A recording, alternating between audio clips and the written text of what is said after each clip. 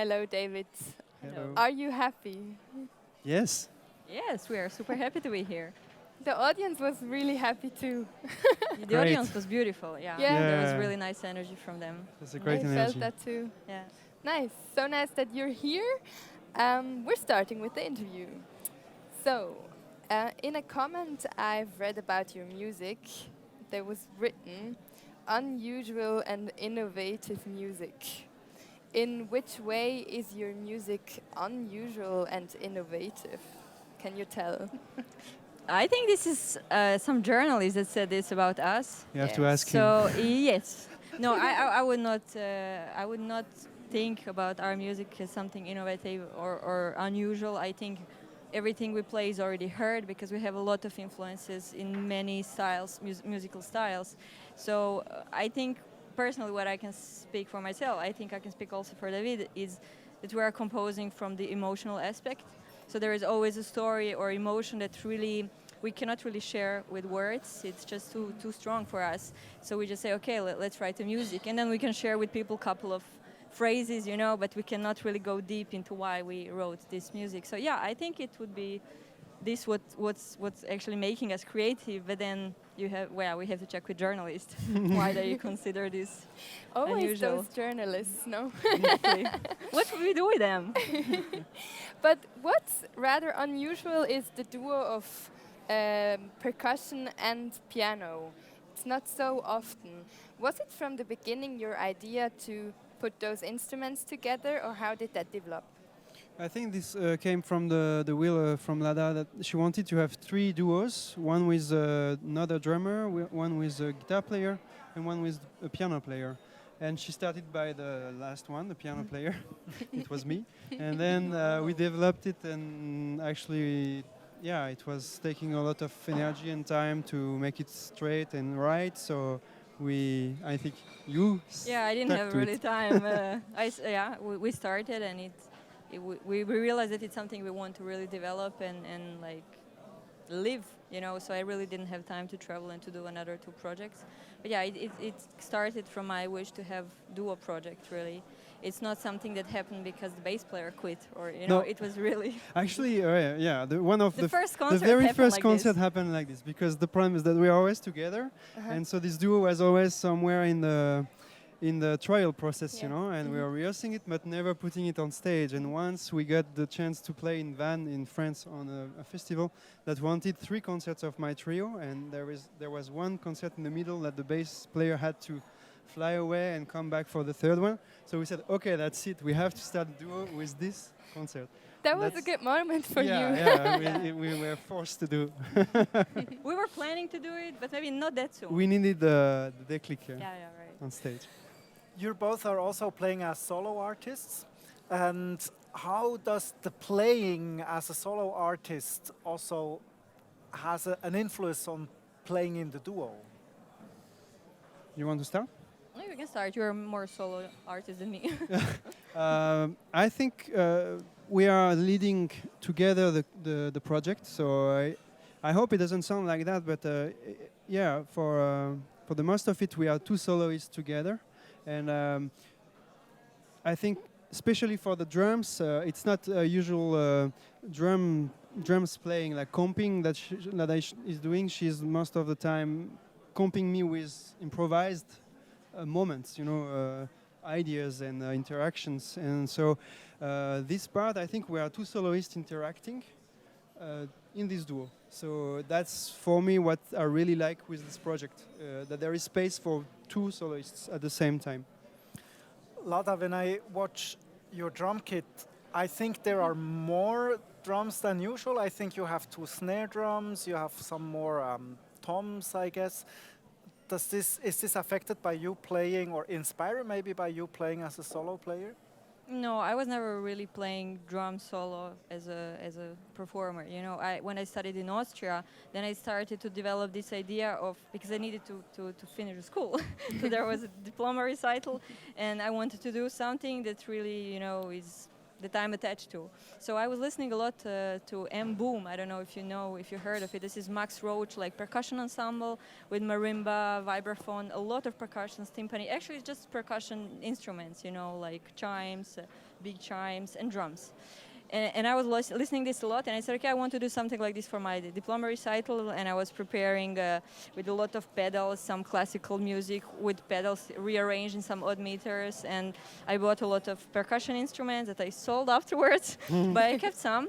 But you kept some. I kept some, and we are using it in duo. So exactly. I cannot say that I'm really a solo performer. I never had a solo performance in my life, so it would be really wrong. I remember that we went back to those instruments that you Exactly. kept. And we tried what was the kalimba was the one? Kalimba was one of them, yeah. We didn't use it tonight, but the happy drum came afterwards. Today I was pretty light, I would say. Yeah, I felt a bit naked. Yeah. I have all my drums were there, but electronic instruments, my pads. I didn't bring everything because we were playing just 6 tunes, so I didn't want to bring whole house.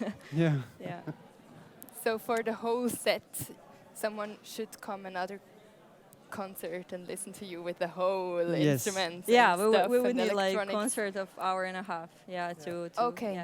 Yeah. Now we chose these tunes because I don't know. There is one part of the new album that we wanted to present, and we also wanted to present some of the old material, like from old album and old vinyl. So yeah. But speaking of everything or anything else that's in your music, like electronics or also lyrics and voice, you work with this, and I think the voice is especially coupled with lyrics is a very direct level. It's always like bam, it's a text, it's a voice. Hello, everybody knows the voice. What is the message of the use of your voices in your music? Should I? Yeah, you can. You should. For me, I hear the voice like a sound, like an instrument. When there is a speech, it's like a music itself. That I love to combine with our music. And for instance, but the label didn't let me use it, but I wanted to use for the new one of the new tunes on the next album. I wanted to use speeches from politicians. And as soon as I started to rehearse with it, it made music, and I really heard it like an instrument, like a road sound, or like you can define a tonality of an instrument. For me, the voice is like that. And the meaning of the words are also important, but first this is the texture that I really like to go grab and melt it with the other sounds that we use. Yeah, there is also people, sometimes you get comments, yeah, this tune sounds a little bit like another, but we're 2 people, and we have to be as creative as sometimes a quintet or a septet, or we're just 2 people who have, of course, our musical identities. Yeah. So that's why we said, okay, let's incorporate something new, because drums, everybody heard, I play drums, he plays piano. So let's try to transfer this emotion in the story we have to say, maybe with lyrics. It doesn't mean I will say exactly what is happening in the story, but the lyrics should somehow bring to the listener what we want to say. You talked about your musical identity.